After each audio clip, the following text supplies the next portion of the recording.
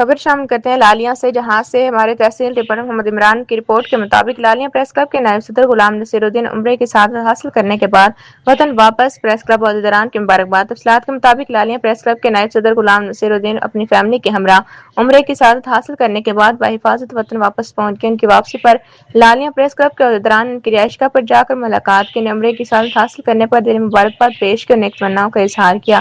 اس موقع پر عہدیداران نے کہا کہ اللہ تعالیٰ غلام نصیر الدین کا عمرہ اپنی بارگاہ میں قبول فرمائے، ان کی عبادات کو شرف مقبولیت عطا فرمائے اور انہیں صحت، سلامتی اور خوشیوں بھری زندگی نصیب فرمائے۔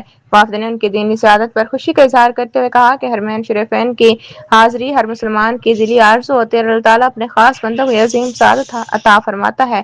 غلام نصیر الدین نے لالیاں پریس کلب کے عہدیداران کی آمد، محبت اور دعاؤں پر شکریہ ادا کرتے ہوئے اللہ تعالیٰ تمام مسلمانوں کو بیت اللہ اور روضہ رسول صلی اللہ علیہ وسلم کی حاضری نصیب فرمائے۔ انہوں نے اپنے عمرہ کے روح پرور لمحات کا بھی تذکرہ کیا۔ ملک پاکستان کی ترقی، امن، استحکام اور امت مسلمہ کی سربلندی کے لیے خصوصی دعاؤں کا ذکر کیا۔